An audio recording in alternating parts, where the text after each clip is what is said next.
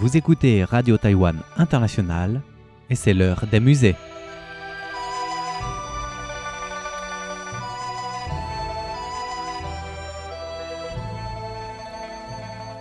Chers auditeurs, bienvenue à l'heure des musées, votre rendez-vous incontournable avec la culture et l'art chinois.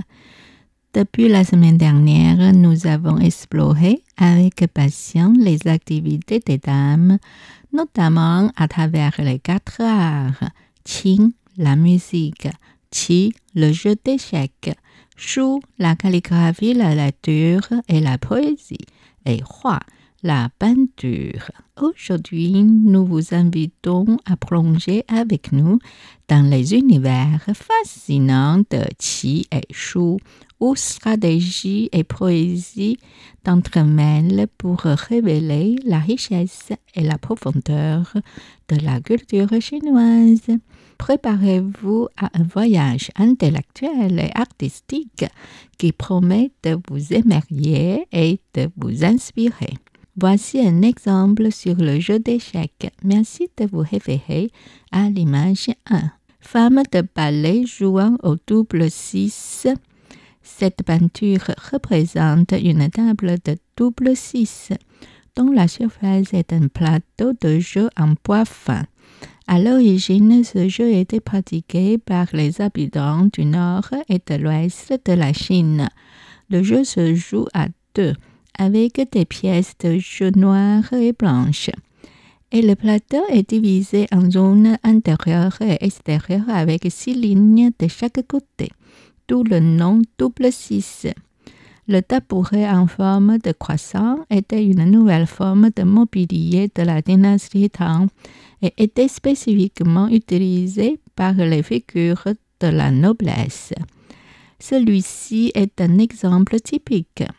Les côtés et les pieds du tabouret sont décorés de manière complexe. Les pieds sont droits avec des courbes intérieures en motifs floraux. Et entre les pieds se trouvent des ouvertures en ogive.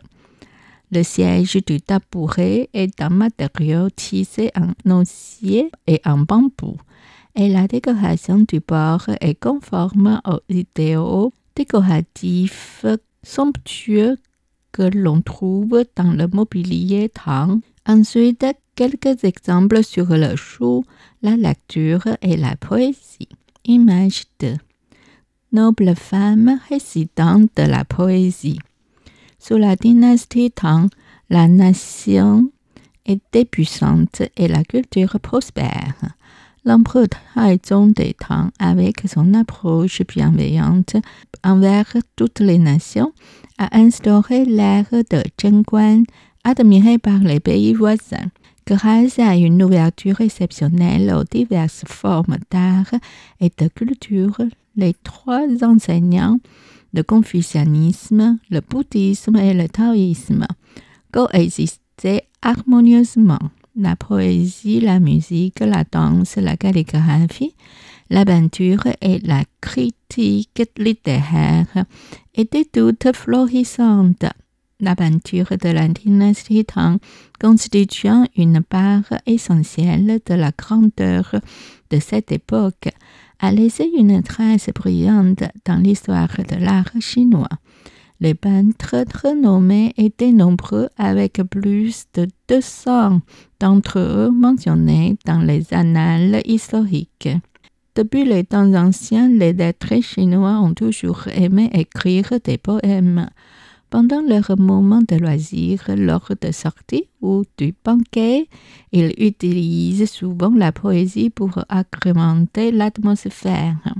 Ceux qui en avaient le talent composaient des poèmes sur place, tandis que les autres récitaient des vers, créant ainsi une ambiance affinée. Cette peinture illustre des dames de la cour de la dynastie Tang se divertissant en écrivant et en récitant des poèmes durant leur moment de loisir. Les couleurs élégantes et la touche classique confèrent à cette œuvre une ambiance archaïque. Les dames sérénes tiennent haut leur pinceau de bambou, apparemment en pleine réflexion, prêtes à transcrire leurs pensées poétiques sur le papier. Image 3. Porte-pinceau en bambou sculpté avec 3 pieds bas.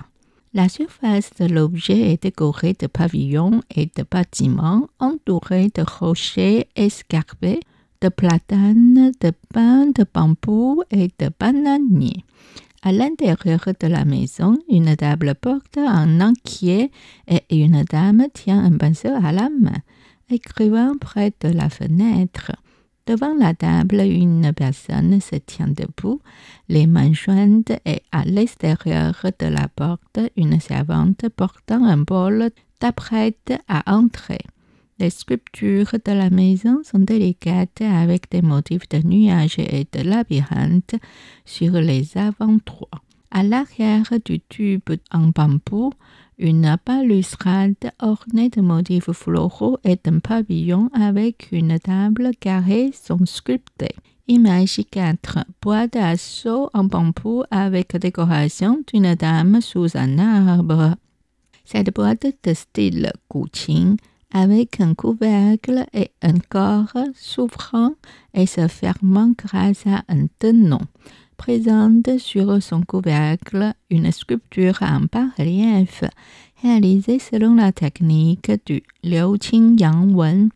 La scène représente une dame marchant sous un arbre, donnant une lettre dans sa main droite. La technique de sculpture en bambou Liu Qing Yang Wen consiste à laisser une fine couche de la peau verte de bambou en relief, appelé Yang Wen, par un procédé de sculpture peu profonde. D'une part, cette peau verte douce et délicate est esthétiquement plaisante, et d'autre part, le contraste entre la peau verte et la chair du bambou met en valeur le motif principal. La Chine riche en bambou a vu naître un art unique de la sculpture sur bambou, particulièrement en vogue à partir du milieu de la dynastie Ming. Plus de 300 sculpteurs sur bambou sont répertoriés dans les livres de cette époque, chacun ayant développé diverses techniques et atteint des accomplissements artistiques notables. Parmi ces techniques, celle connue sous le nom de Liu Qing Yang Wen a été particulièrement appréciée. Le terme Qing fait référence à la fine couche extérieure verte de la tige de bambou, communément appelée peau de bambou. Cette couche mince et entourant la chair du bambou est généralement retirée pour permettre la sculpture directe sur la chair plus épaisse, créant des variations de profondeur et des effets d'ombre. Cependant, lorsque cette couche verte est préservée, on parle alors de Liu Qing. Image 5. Repos-bras en ivoire décoré d'une scène d'études nocturnes en hiver, fabriqué à partir d'un épais morceau d'ivoire. Ce repos-bras présente des motifs et des inscriptions gravées sur la face avant, tandis que la face arrière est lisse. Sur la face avant, 2 dames sont représentées en train de lire à la lumière d'une lampe gravée en creux et remplie de noir. Dans le coin supérieur gauche, une inscription antique réalisée 3 jours avant le festival Chongyang de l'année Wu Ying à Xiangdao par Chen Ziyang. L'année Wu Ying correspondant à la 27e année de la République de Chine, soit 1938. Très bien, nous allons conclure pour aujourd'hui. En fait, dès la dynastie Tang, 张彦元 dans l'ouvrage essentiel de la calligraphie, 法书要录 a mentionné ensemble le qin musique, le qi échec, le shu calligraphie et le hua peinture. Cependant, le concept des 4 arts est apparu relativement plus tard. Selon les recherches, la première mention écrite connue des 4 arts date de la fin de la dynastie Ming et du début de la dynastie Qing. Dans le livre Les loisirs des moments oisifs, 闲情偶记 de Li Yu. La semaine prochaine, nous aurons le plaisir de vous faire découvrir davantage ces 4 arts réunis. Merci d'avoir suivi l'heure des musées, réalisé et animé par votre ami Miao Yonghua sur les ondes de Radio Taïwan International.